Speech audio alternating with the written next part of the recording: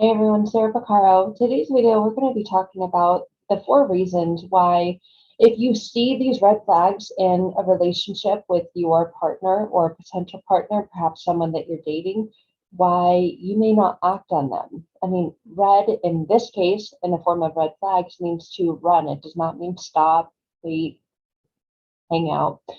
Red means run when you see red flags. And oftentimes, if you are in a relationship, you see these red flags, and hindsight is 2020. Maybe you see them, but you ignore them, and then you wait a long time. You dismiss them, you avoid them, you make excuses for them. And then, if you're being honest with yourself later on, when the relationship has come to an end, you look back and you say, yeah, I did see those red flags. I don't know why. But they were there. They were there in the beginning. Here are 4 reasons why you may not act on the red flags that you see or that you witness in your current relationship. And these are really important things, these 4 things that we're going to go over today. Because when you get honest with yourself and you really truly take a look at yourself and what it is that you are trying to avoid, that very act will reveal within you what needs to be healed in order to move into having a healthy relationship in the future, right? There's no such thing as perfect relationship, but if there are red flags such as these and you're dismissing and avoiding them, that can potentially impact your ability to have a healthy relationship. So, the 4 reasons why you might not act on these is the first one, that you've learned that being treated in this way is just normal. It's normal to be dismissed. It's normal to be interrupted. It's normal to be ignored. It's normal to be ghosted. It's normal to have someone say that they're going to do something and then they don't do it. So if that seems normal to you and this is happening and it's occurring in this current relationship, you may not even really see the red flag until later on you get out and you think, wait a minute. And then you're connecting all the dots, so to speak, from your past experiences and seeing now, gosh, no wonder I thought it was normal to be ignored for 3 days, or for someone to say that they're going to spend time with me and then they go out with their friends instead. So, another reason why you may ignore these red flags is because of your mentality, because of your mindset. It may be one of scarcity, one of lack. You may think that this person, maybe perhaps because they've told you, or in some ways they've showed you, that they are the only person who could ever love you this way. And narcissists are notorious for saying this and getting you to believe this.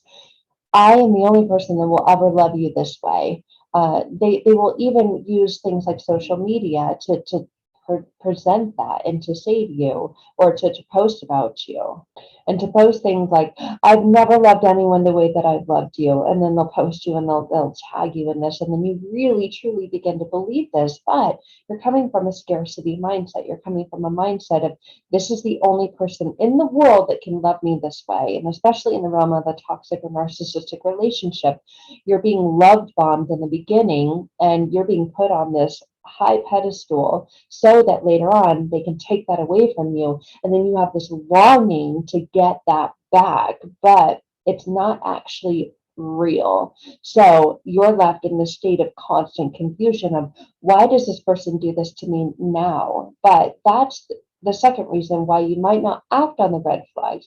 Love bombing is, in fact, a red flag, even though it doesn't feel like it, because you feel like you're being loved and just treated so well.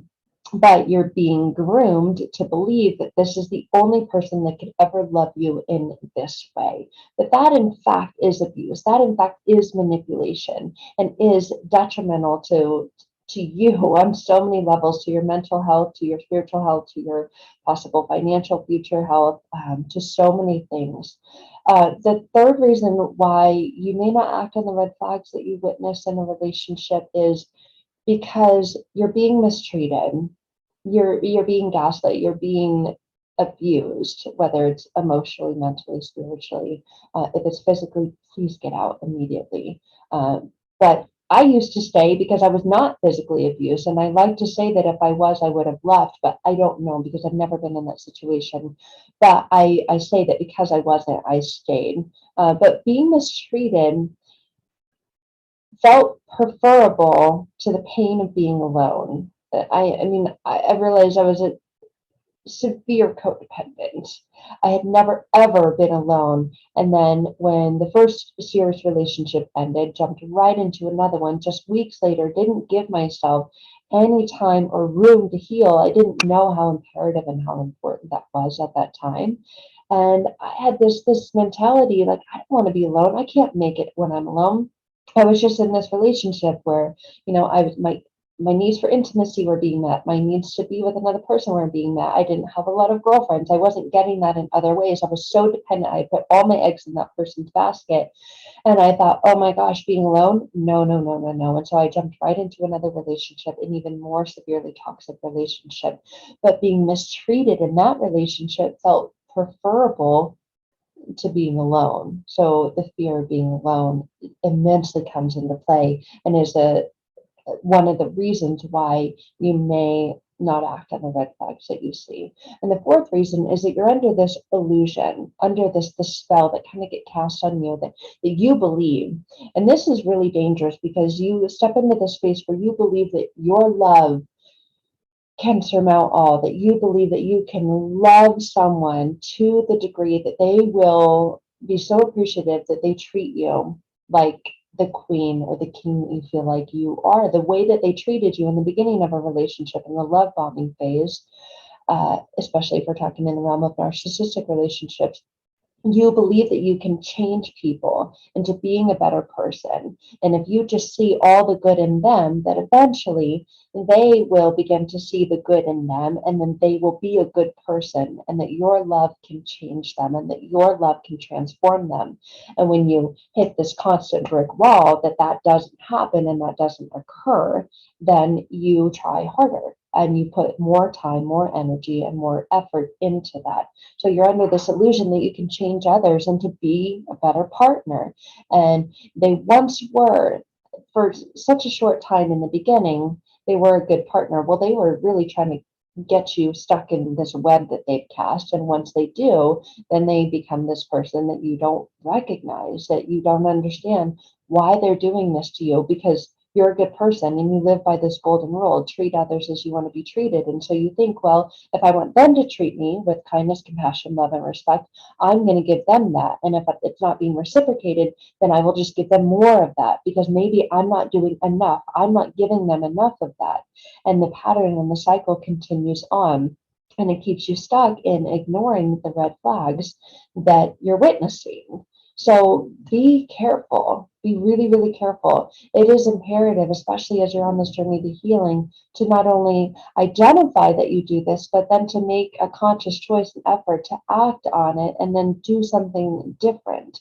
And it's important to realize that you've got a part in this too. And that if you have your own history of choosing partners like this, what that's doing is teaching you that there's more inner work to be done, more inner work to transform and change the thoughts and the beliefs that you have about yourself that are getting you into partnerships where these red flags are present. So if that's where you're at, and that's the crossroads that you're at in life, but you feel stuck there, and it's like a red light and you're just stopped there and you're tired of waiting at that red light and tired of spinning these wheels, then I would love to connect with you and talk to you more about the power of using your own mind, about hypnosis, about rapid transformational therapy. When you make that commitment to yourself to change, it's phenomenal to experience what will open up for you, and what is revealed to you about yourself and your part in these types of relationships, so that moving forward into the future, when you see those red flags,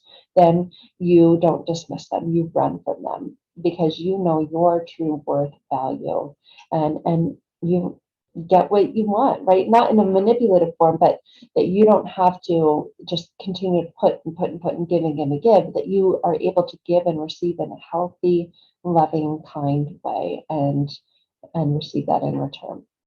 So thank you guys. I hope this video helps you, especially for someone that does get stuck in those types of relationships where you are seeing these red flags and you're ready to do the inner work to move out of that space and to get to a much better one. So you can always click on the link in the video below the description, and it will pull up my website, my availability, and then you can schedule a time to connect one-on-one there. Thank you guys.